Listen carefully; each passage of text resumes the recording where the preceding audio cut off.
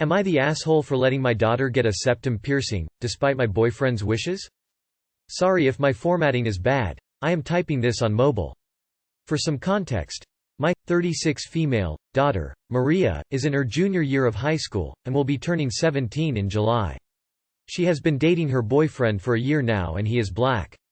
Her father passed away when she was 10. I have been dating Logan, M35, for about 3 years. Logan met Maria about 6 months into us dating, and they've gotten along great. Maria has suffered from depression since her father died, along with some other mental issues. Last year, her grades dropped quite a bit, and her GPA went down below a 3.0. This year, I made a deal with Maria. If she could get her GPA back up, and pass all her classes, then I would let her get a septum piercing for her birthday. She was very excited about this, and has been doing way better. Her GPA is a 3.1, and she has nothing below AC right now. A few days ago, she was showing me what piercing shop she wanted to go to for her septum, and Logan happened to overhear it. He ignored it at the time, and Maria and I continued our conversation. Later that night, when I was finishing up getting ready for bed, Logan asked if we could talk. He said that he didn't want Maria to get her septum pierced, and he felt like he should have had a say in our promise. This is when I think I might be ta. I told Logan that while I do respect him and his wishes, he was not Maria's father, and had no say in what I allowed my daughter to do. I said Maria and I made a deal, and I was not going to back down. Logan got pissed at me, and said my daughter was going to look like a drug addict, and even went as far as to say that she only wanted her septum done to impress her thug boyfriend. This angered me, and I once again said that he was not Maria's father, and that it was disgustingly racist and stereotypical for him to say that about her boyfriend. Logan ended up leaving, and going to stay at a friend's house. Maria asked where Logan was in the morning, and I told her that he went to work early. Logan's mother ended up reaching out to me, and said that Logan was basically Maria's father now, and that if I asked for forgiveness then Logan would be willing to come back.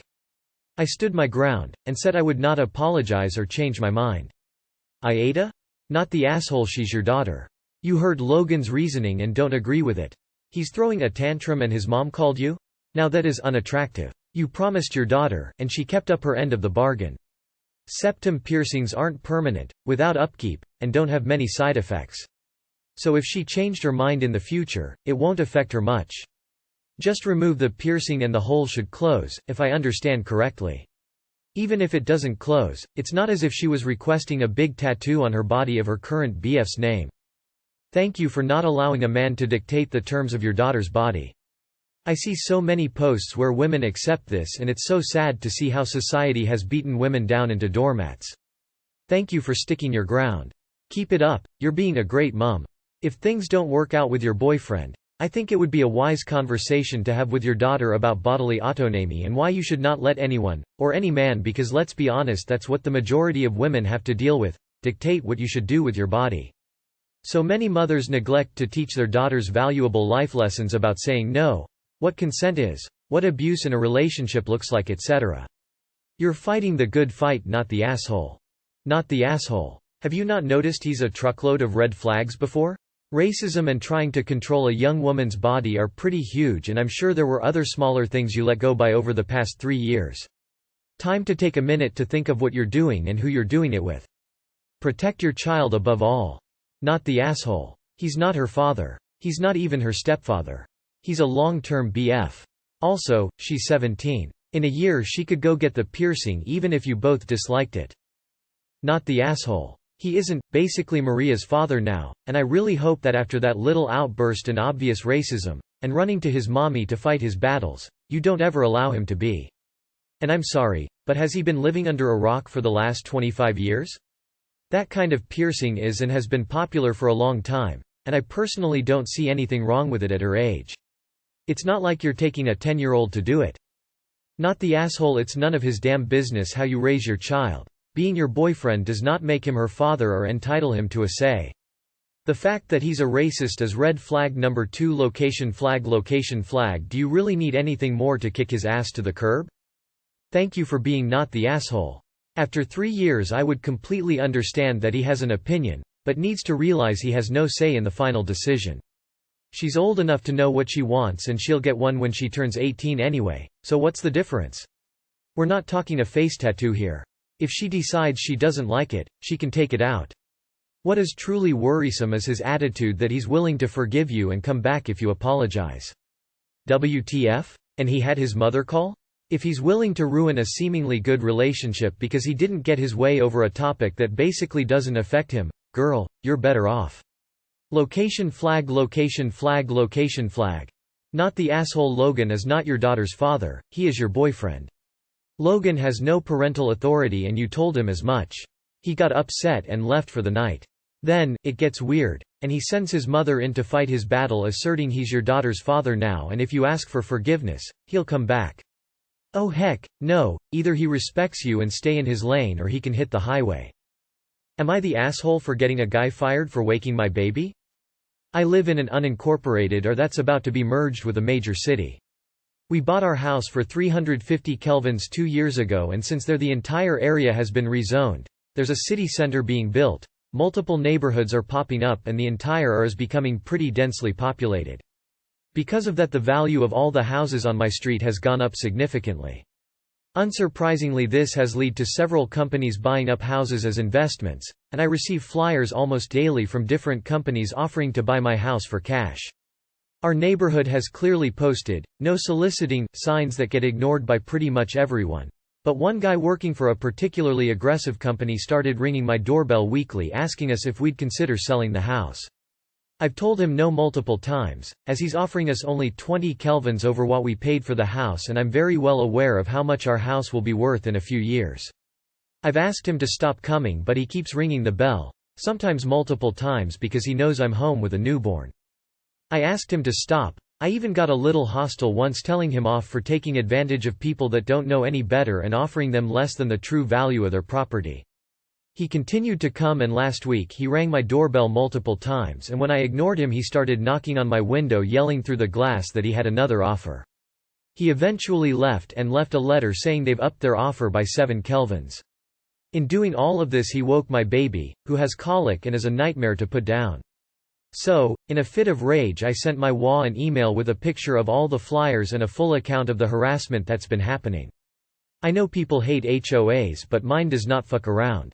They immediately contacted the company he works for and threatened legal action for harassment and trespass, and sent letters to all the residents warning them this company is being aggressive about lowball cash offers that are a bad investment and under market value. Yesterday I had a note on my car cussing me out for getting him fired when he's only trying to make his way in the world. Edit. I did file a police report. The company he worked for basically washed their hands of him and say he was an independent contractor. So I'm guessing he's 100% commission-based or had aggressive quotas to meet. We also have cameras he hasn't been back since. NTA. You didn't report him and get him fired for waking your baby. You reported his constant relentless harassment of you and him intimidating you in your home. Please also report this latest letter to your WA. I'd consider police involvement too. As even ask he is fired he is still coming to your home on your property. If you haven't already I'd invest in cameras too in case he decides to retaliate after a few beers. He has already proven how tenacious he is. Not the asshole. That's legit harassment. Nice to see NWA doing something good for once. Not the asshole. You didn't get him fired. His harassment of you got him fired.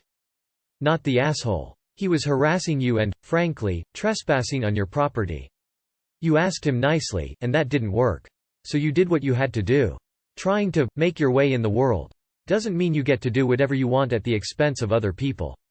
I would say that he'll think twice before doing this again, but here he is again, violating boundaries by leaving a note on your car. If you know this guy's name, might be worthwhile to reach out and say if he ever steps foot near you or your property again, including your car, you'll get a protective order, restraining order. Employers look those sorts of things up, so unless he wants to have a hard time looking for work, it would behoove him to drop it. Not the asshole. You did not get him fired. He ignored the "no solicitation" signs, was aggressive with his behavior, and fucked with the most badass WA around. Not the asshole. File a police report, he's continuing to harass you. Not the asshole. Sucks it had to come to this, and I agree, file a police report. He seems a little unstable and he knows where you live. Plus, you don't know, maybe this wasn't his first complaint at his job. Not the asshole at all, and I hate HOAs but that was the right call. To be honest, you could press charges with the police if he continues to harass you like he did with the note on your car. Unrelated.